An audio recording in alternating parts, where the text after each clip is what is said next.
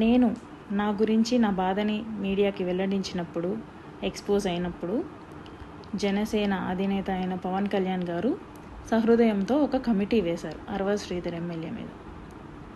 ఆ committee report వచ్చేంత వరకు జనసేన పార్టీ కార్యక్రమాల్లో, ప్రోగ్రామ్స్లో పార్టిసిపేట్ చేయకూడదు అని చెప్పేసి ఆ లెటర్లో ఉంది. అలాగే కమిటీ వాళ్ళు వచ్చి 2 నెలలు అవుతుంది, 1.5 నెల అవుతుంది. ఎటువంటి రిపోర్ట్ లేదు.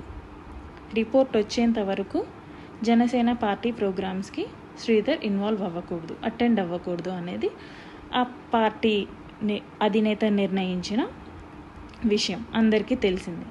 కాకపోతే ఈరోజు 20వ తారీఖు మార్చిన జనసేన ఎమ్మెల్యే అరవ శ్రీధర్ పార్టీ కండువాని ధరించి ప్రోగ్రామ్కి అటెండ్ అవ్వడం జరిగింది.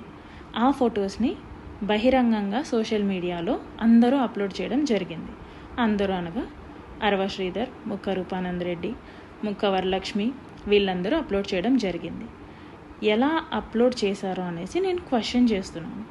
ఈ క్వశ్చన్ జనసేన అధినేత పవన్ కళ్యాణ్ గారిని నేను క్వశ్చన్ చేస్తున్నాను.